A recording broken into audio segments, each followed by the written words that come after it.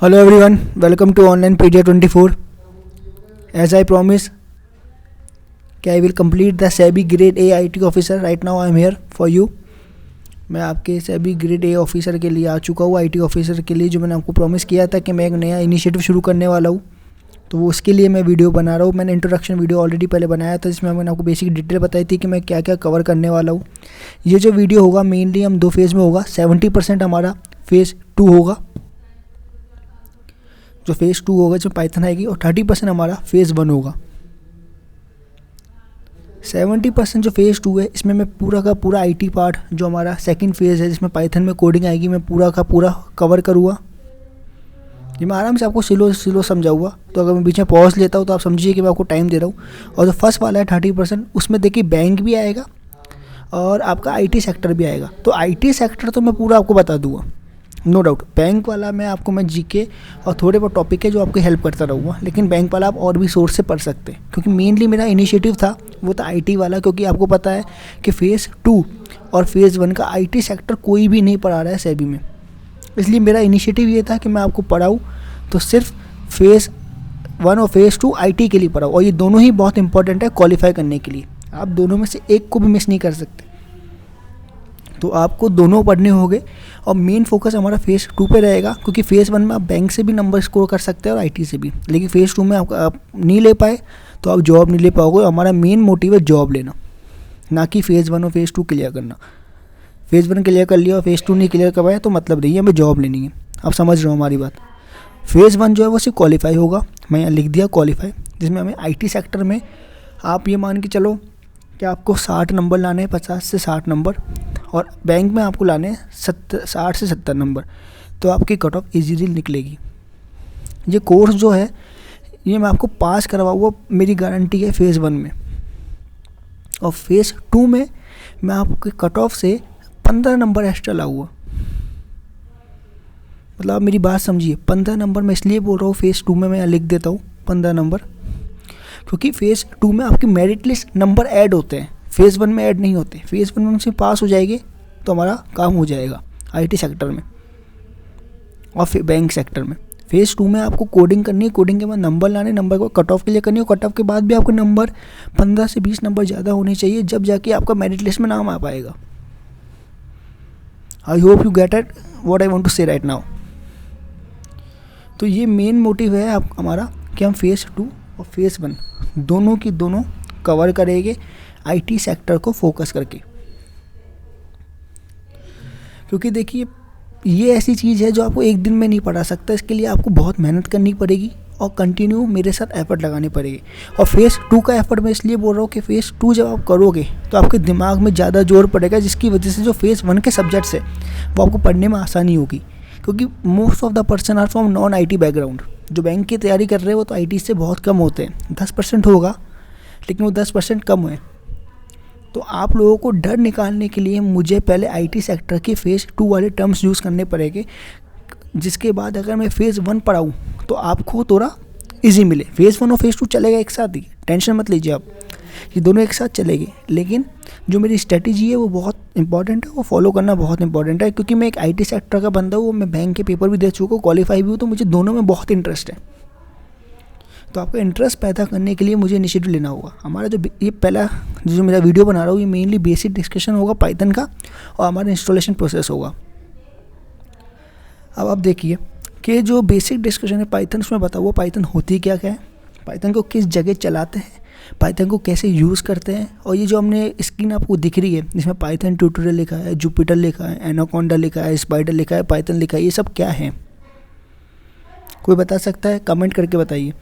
देखिए मैं आपको बताऊं, ये जो बेसिक इंस्टॉलेशन प्रोसेस है इसमें हमें एक आईडिया चाहिए होती है, IDE मीन्स एक ऐसी चीज़ जहाँ पे ये पाइथन आपकी रन करे, या कोई भी प्रोग्रामिंग लैंग्वेज आपकी रन करे।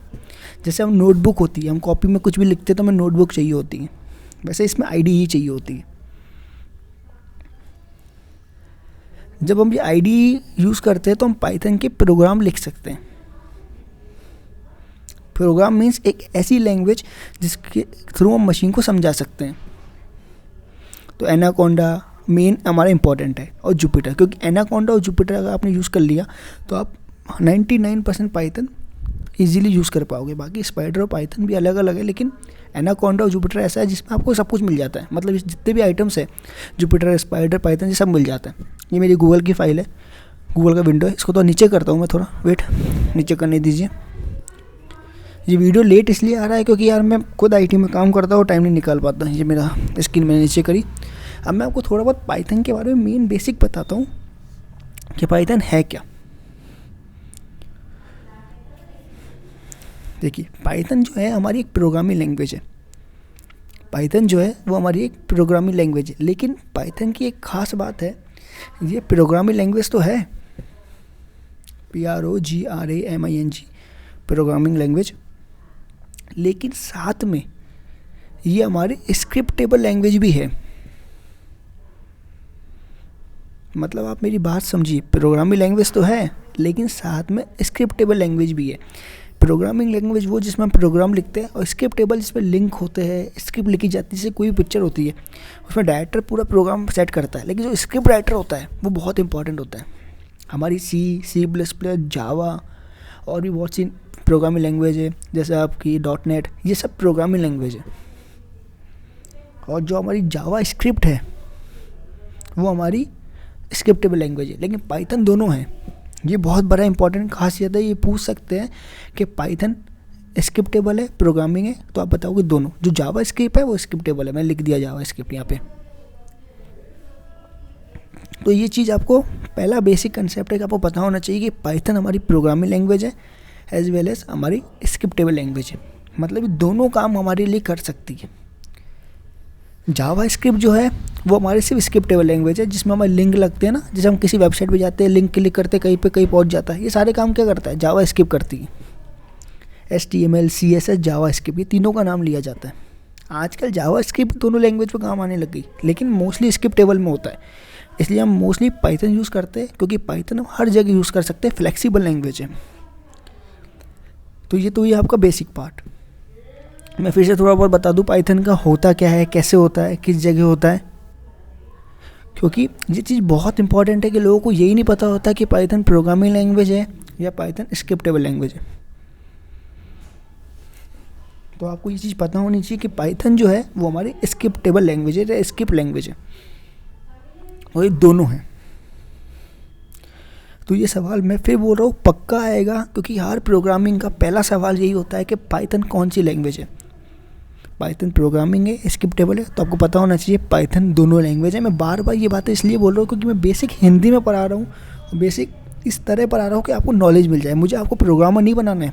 मैं नहीं चाहता कि आप IT सॉफ्टवेयर इंजीनियर में गूगल, माइक्रोसॉफ्ट या फ्यूचर इसमें देखो, नहीं। हमें सेबी ग्रेड A ऑफिसर लेना है, तो हमें उतना ही पढ़ना है जितना हम पढ़ के पास हो सके, पेपर निकाल सकें, वरना बहुत बड़ी चीज़ है।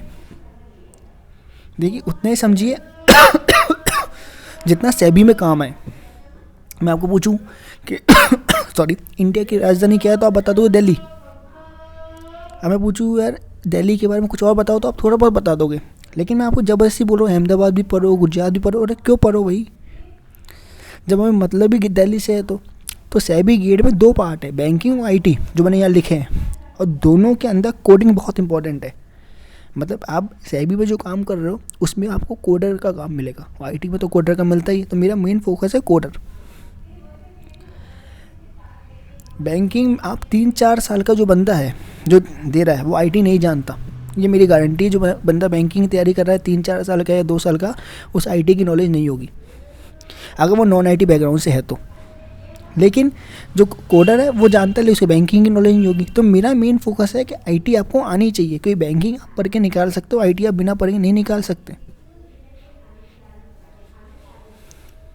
और ये सबसे बड़ा चीज़ होता है इसमें इंटरेस्ट, जो मैंने यहाँ गोला किया हाईलाइट। इंटरेस्ट मीन्स अगर आपको इंटरेस्ट नहीं है तो बिलीव करिए आप IT नहीं बन सकते। मुझे बैंकिंग और IT दोनों में बहुत इंटरेस्ट है, इसलिए मैं आपको ये वीडियो आज बहुत अच्छी तरह बना सकता हूँ, पढ़ा सकता हूँ, क्योंकि मैं दोनों में इंटरेस्ट है। मेरा बैंकिंग पेपर भी निकले और मैं IT में काम भी कर रहा हूँ। बिना इंटरेस्ट के आप कुछ ही नहीं कर सकते, आपको इंटरेस्ट पैदा करना होगा। इंटरेस्ट पैदा करने के लिए मैं आपको फेज़ 2 पे बार बार फोकस कर रहा हूँ कि फेज़ 2 पढ़िए, फेज़ 2 पढ़िए, क्योंकि वो ऐसा लेवल है, अगर आप हाई लेवल पढ़ोगे तो छोटे लेवल आपको बच्चा लगने लगेगा। और उसमें बच्चा लगता तो हमें जान से मज़ा आता है, यार चलो ये भी करते हैं, बहुत ईजी है, कॉन्फिडेंट बिल्ड होता है। हाँ, मेरी बात समझो। या तो साउंड का इशू है, तो अगर पीछे आपको डिस्ट्रैक्शन हो तो उसके लिए आई एम सॉरी, पर ये थोड़ा है इशू यहाँ पे। और तो मेन आपका इंटरेस्ट पैदा करना है। इंटरेस्ट पैदा करने के लिए मैं आपके लिए यहाँ बैठा हूँ हेल्प। अभी देखिए छोटी सी स्लाइड, इसमें आपको मोटा मोटा समझा दूँ हिंदी में। पाइथन पे मैं आपको स्टार्ट करवा रहा हूँ। सेबी गेट ऑफिस का फर्स्ट वे पाइथन जो आपके पे बनेगी।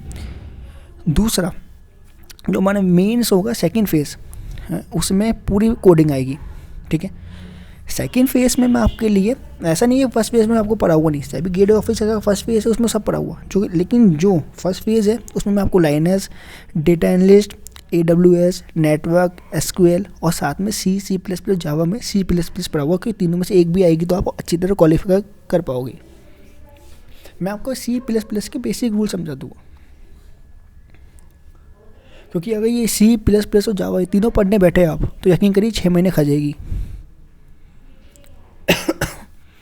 तो इतना इस पे ध्यान नहीं देना, 6 महीने में तो जॉब ही ले लेगा यार। तो मैं आपको C++ मेन फोकस C++ पे करवाऊँगा।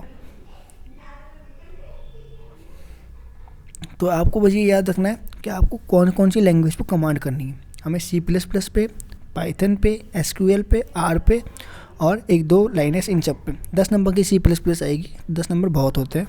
बाकी पाइथन और R आपकी 10 नंबर पे आई जाएगी। लाइनें आपकी आएगी, एक आपकी नेटवर्किंग आएगी और आपकी उसके बाद आपकी आएगी डेटा एनालिस्ट, देन आएगी R और पाइथन प्रोग्रामिंग। ये मोस्टली जो आपका 1, 2, 3, 4, 5 चीज़ें हैं जो आपकी बहुत बड़ी बात है। और लास्ट में SQL बहुत बड़ा है, DBMS भी बोलते हैं इनको। आप सोच के देखिए, अगर ये आप सब कर देते हो तो मैं आपको बोल रहा हूँ आप 50 से 60 नंबर ला सकते हो, 60+ भी ला सकते हो। अब बाकी आपको जो बैंकिंग सेक्टर है उसमें आपको 70+ लाने ही पड़ेंगे। 70 नहीं तो आप 60 मान के चलो कि आपको लाने ही पड़ेंगे। अब आप बैंकिंग में 70 और इसमें 60, 130 होगा, टोटल 96 से 100 कट ऑफ जाती है। अब आप सोचो यार कि इतना भी नहीं ला पाऊँ तो फिर कैसे क्वालिफाई होगा, आप खुद बताओ। आपको मोटिवेट करना होगा। चलो मैं 60 मान लेता हूँ बैंक में और 50 मान लेता हूँ इसमें, तो भी 60 और 50 110, इतना तो लाना ही पड़ेगा ना यार। मैं तो आपको सेफ जोन में लेके चल रहा हूँ कि अब क्यों कंपटीशन ज़्यादा है तो आप ज़्यादा लाओ। तो 130 तो लेके चलिए 200 में से, आप फेज़ 1 क्वालिफाई हो जाओगे। और यकीन करिए फेज़ 1 क्वालिफाई होने के बाद आपको इन लैंग्वेज को वापस पढ़ने की नीड नहीं है। फिर हम सिर्फ पाइथन पे ध्यान देंगे। पाइथन मतलब सिर्फ कोडिंग पे, सिर्फ और सिर्फ कोडिंग पे। इतने कोड करवा हुआ 1 महीने में लास्ट में, क्योंकि पहले कोड पार्ट सब हो चुका हुआ आपका, अभी करवा दूँगा। इतना कोड करवा हुआ, इतना कोड करा हुआ कि आपको रट जाएगी।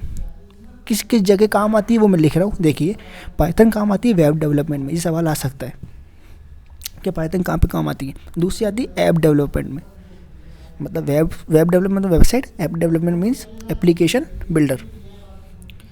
तीसरी पाइथन कहाँ पे काम आती है, पाइथन तीसरी काम आती है आपकी डेटा साइंस में। डेटा साइंस जो आज की सबसे ट्रेंडिंग फील्ड है। वेब डेवलपमेंट हो गया, ऐप हो गया, डेटा साइंस हो गया। अब आती है आपकी वेब स्क्रैपिंग पे।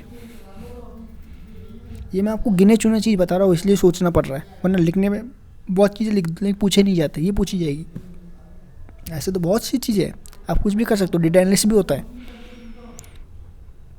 डेटा एनालिस्ट होता है, आपका टेली कम्युनिकेशन होता है, बहुत चीज़ें होती है। लेकिन वो इन्हीं के पार्ट आते हैं, फिर अलग अलग चलता रहता है। जैसे बिग डाटा हो गया ये, हाँ मैंने उसके बाद आपकी टेली कम्युनिकेशन हो गया। लेकिन मेनली शुरू के जो 4 और 5 बताए मैंने आपको, web development, app development, data science, web scrapping, data analyst और बिग डाटा, और ये सब जो शुरू के 4-5 बताए ये बहुत इंपॉर्टेंट है। इसमें पाइथन काम आती है। तो आपसे पूछ सकते हैं पाइथन में अगर ऑप्शन दे दो, एक ऑप्शन ऐसा हो जो इसमें नहीं है तो उसको टिक कर देना कि वो काम में नहीं आती। तो सेकंड फेज़ में हमें सब कुछ करना पड़ेगा और ये सारी चीज़ें मैं आपको करवाऊँगा पाइथन से, मेरा वादा है। आप डेवलपमेंट भी करवा हुआ, ऐप डेवलपमेंट भी करा हुआ, डेटा भी करा हुआ। पाइथन के बारे में कुछ चीज़ें हैं जो बहुत कॉमनली मैंने आपको बता दी। प्रोग्रामिंग लैंग्वेज क्या होता है, स्क्रिप्टेबल क्या होता है। प्रोग्रामिंग लैंग्वेज समझिए एक ऐसी लैंग्वेज जिसे आप यूज़ करते हो तो मशीन से काम करवाने के लिए। मतलब जैसे मैं आपको बोल रहा हूँ कि यार I have to go there, ये इंग्लिश में, तो आप समझ गए, तो कोई भी अंग्रेज काम कर लेगा। मैं आपको बोल रहा हूँ यार कि एक काम करो मेरे लिए पानी ले आओ, तो मैं आपको हिंदी में बोल रहा हूँ तो आपने कर लिया। वैसे ही मशीन भी एक लैंग्वेज समझती है। जैसे आप हिंदी समझते हो, गुजराती समझते हो, उर्दू समझते हो, इंग्लिश समझते हो, वैसे मशीन भी एक लैंग्वेज समझती है जिसे हम मशीन लैंग्वेज कहते हैं। अब मशीन लैंग्वेज लिखने के लिए हमें प्रोग्रामिंग करनी होती है।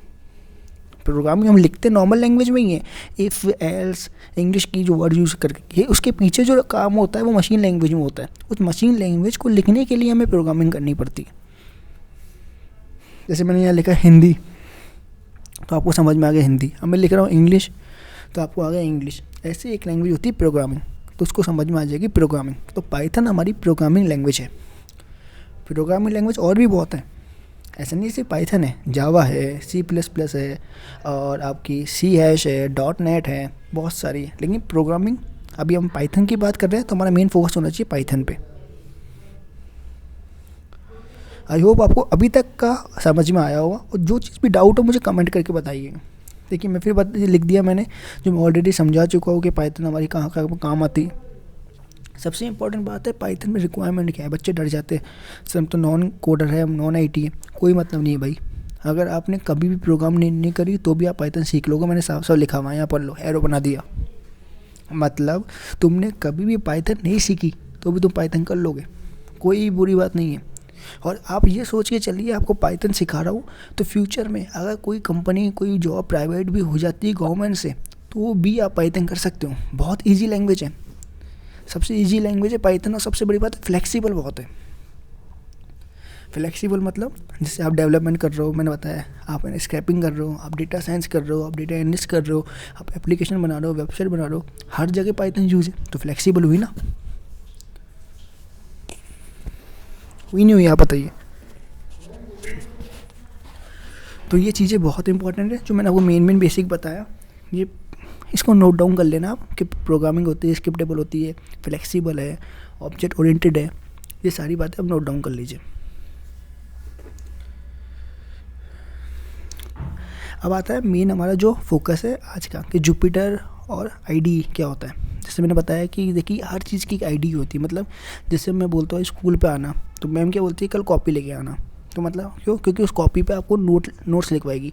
वैसे अपनी पाइथन की भी एक कॉपी होती है, या कोई भी लैंग्वेज की कॉपी होती है, सिर्फ IDE बोलते हैं। हम पाइथन की हमारी जो कॉपी यूज़ कर रहे हैं वो कर रहे हैं एनाकोंडा। एनाकोंडा के अंदर जुपिटर आपको मिलेगा, और दूसरा होता है गूगल कोलैब, जो मैं लिख रहा हूँ यहाँ। गूगल कोलैब फ्री है उन बंदों के लिए जिनके पास लैपटॉप नहीं है, या जिनके जो मोबाइल में यूज़ करते हैं। आप गूगल कोलैब पर जाइए, आप वहाँ लिखिए, आपको वहाँ कोड लिखने की सीधे परमिशन मिलेगी। पहली हो गई एनाकोंडा, दूसरी हो गई गूगल कोलैब। एनाकोंडा आपको इंस्टॉल करना पड़ेगा, गूगल कोलैब आपको नेट से चलाना पड़ेगा, इंस्टॉल करने की नीड नहीं है। आई होप आपको इतना समझ में आया होगा। गूगल कोलैब थोड़ा टाइम कंज्यूमिंग है। टाइम मतलब आपको रन करने में टाइम लगता है। जैसे मैंने लिख दिया प्रिंट हेलो वर्ल्ड, या my name is online PDF 24, तो ये प्रिंट होने में तो टाइम लगेगा 5 सेकंड 10 सेकंड ये लगेगा गूगल कोलैब में। जैसे हम किसी नॉर्मल कॉपी पे नोटपैड वर्डपैड लिखते हैं, मैंने लिख दिया नोटपैड हुआ, वर्डपैड हुआ, आपकी नोट्स कॉपी हुई जो टीचर मंगवाती है कि बेटा तुम कॉपी लेके आना, लिखवाओगी, तुम नोटपैड में लिखो, तुम है ना फाइल बना दो वर्डपैड में। तो वो सब क्या है, एक नोटबुक है ना। वैसे जुपिटर की भी एक वो पाइथन की भी एक नोटबुक होती है, जिसे हम बोलते हैं जुपिटर। और गूगल कोलैब और एनाकोंडा वो चीज़ है जिसमें आपको सब चीज़ें एक साथ मिल जाएगी गूगल कोलैब को छोड़ के। मतलब मैंने शुरुआत में आपको बताई थी स्लाइड कि आप डालो। अब मैं यहाँ एनाकोंडा डाल रहा हूँ, देखिए आप ज़रा गूगल पे, ये मेरी विंडो स्क्रीन है थोड़ी, इसमें एनाकोंडा डालूँगा तो जुपिटर खुलेगी। जुपिटर एक नोटबुक है, ठीक है, और एनाकोंडा एक ऐसा प्लेटफॉर्म है जिसमें आपको सब चीज़ मिल जाएगी। मैं आज के लिए रियली सॉरी बोल रहा हूँ कि तो वीडियो लैग कर रहा है, क्योंकि यहाँ नेट की इशू है। ये एनाकोंडा डाला मैंने, आइंदा से आपको ऐसी प्रॉब्लम नहीं होगी। एनाकोंडा, अब देखिए ये एक पहला विंडो ऐसी खुलेगी आपकी एनाकोंडा, ठीक है। ये एनाकोंडा का साइन है, ग्रीन कलर का एनाकोंडा। एनाकोंडा सांप भी होता है, इसलिए ये साइन है, अलग से बताया है मैंने। इसको मैं जूम करता हूँ थोड़ा, ठीक है, इसको मैं जूम कर रहा हूँ तो ये देखिए ये एनाकोंडा का साइन है। और ये आपकी एनाकोंडा की इंस्टॉलेशन, एंटरप्राइज एडिशन और ये सब चीज़ें हैं। इसमें आप पहली चीज़ देखिए, आपको इंडिविजुअल एडिशन मिलेगा, ठीक है। जब आपको इंडिविजुअल एडिशन मिलेगा तो अब ये पेज खुलेगा। ये पेज खुलेगा तो आप इस पर आइए और डाउनलोड पर क्लिक करिए। जैसे आप डाउनलोड पर क्लिक करोगे वो अपने आप नीचे आ जाएगा। मैं इस पर डाउनलोड पर क्लिक करता हूँ, कुछ नहीं करना, जो मैं कर रहा हूँ बस फॉलो करिए। विंडोज़ आएगा, मैक आएगा, लाइनक्स आएगा। विंडोज़ सबके पास होता ही है, पता है आपको, विंडोज 7, विंडो 10।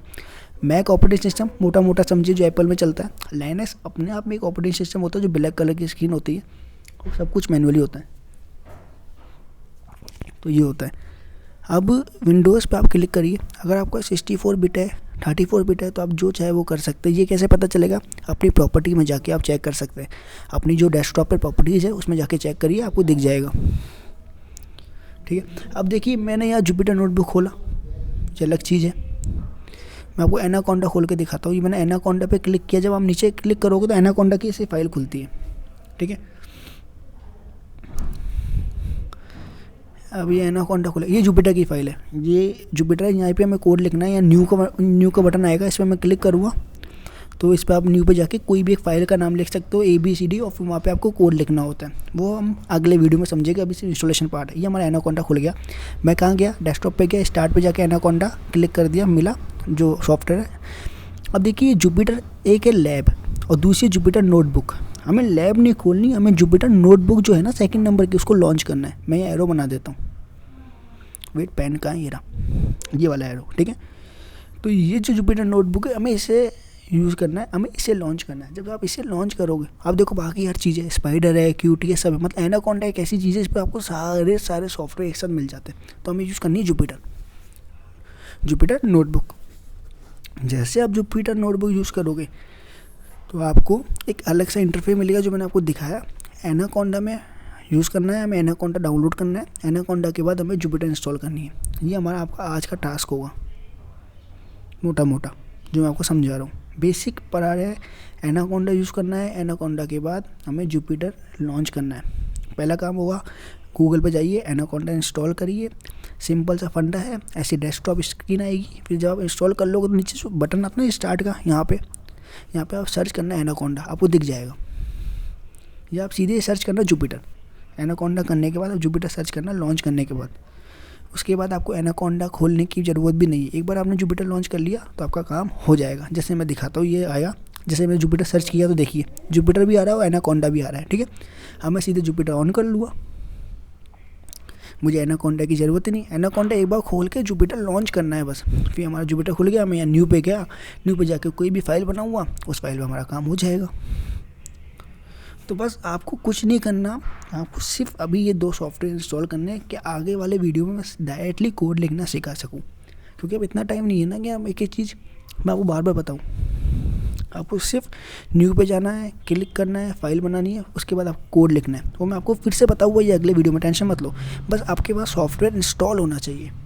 अगर मोबाइल आप लैपटॉप यूज़ कर रहे हो तो एनाकोंडा, मोबाइल है या कुछ और है तो गूगल कॉल है। बस मेन मेरा फोकस, फिर बोल रहा हूँ, पाइथन। अगर पाइथन कर ली तो ही SEBI ग्रेड A ऑफिसर की जॉब मिलेगी, वरना नहीं मिलेगी। कोडिंग करा हुआ, और लास्ट के 1 महीने में तो प्रोग्राम बनाऊंगा। प्री निकल जाएगा, टेंशन मत लो। प्री में बहुत से ऐसे सब्जेक्ट्स है जो आपको करना पड़ेगा। मेंस में आपको सिर्फ कोडिंग कराऊंगा, सिर्फ कोडिंग। ऐसे होगा कि 2 या 3 4 5 6 प्रोग्राम रोज़ दूंगा कि रोज़ लिखो प्रोग्राम, एप्लीकेशन बनाओ, कैलकुलेटर बनाओ, आप डाटा निकालो, 50 प्रोग्राम, ग्राफ बनाओ, सब कुछ। उस समय प्रैक्टिस मिलेगी, मेरी भी प्रैक्टिस इंक्रीज होगी। पर आपको कोडर बनना पड़ेगा, उसके लिए आपको इंटरेस्ट पैदा करना होगा। तो ये छोटा सा एक सीनियर तो मैंने आपको बताया। बाकी फर्स्ट में आप लाइनक्स, हमारा नेटवर्किंग जो फेज़ 1 है, और हमारे सॉकेट, हाँ सॉकेट मतलब HTTPS और ये सब सॉकेट, ये मेनली सॉकेट होगा। उसके बाद मैं आपको करवा दूँगा पाइथन। एक R भी होती है, R लैंग्वेज, जो पाइथन और R दोनों काम आती है अपने एनालिटिक्स में। और एक SQL लैंग्वेज भी होती है। SQL तो हमारी स्ट्रक्चर क्वेरी लैंग्वेज होती है, ये बहुत इंपॉर्टेंट है। और C++, ये हमारी नॉर्मल लैंग्वेज है, ये मैं आपको करा वो, और SQL है ही। तो मतलब इस पर आप कर लोगे ना तो आपका फेज़ 1 क्वालिफाई हो जाएगा। फेज़ 1 क्वालिफाई हो गया तो फिर हमारा फोकस होगा फेज़ 2 पे। SQL हमारे DBMS भी होती है, डाटाबेस मैनेजमेंट सिस्टम। तो सिलेबस में कभी आपको DBMS दिखे तो समझ जाना SQL है, वैसे DBMS लिखा हुआ है उन्होंने वहाँ। तो यही था यार अभी फ़िलहाल जो मेरा वीडियो था। आपको अच्छा लगा हो तो thank you so much. Please channel को लाइक करिएगा, सब्सक्राइब करना चाहे तो कर लीजिएगा। Bye bye, take care, love you all, thank you for watching, keep learning.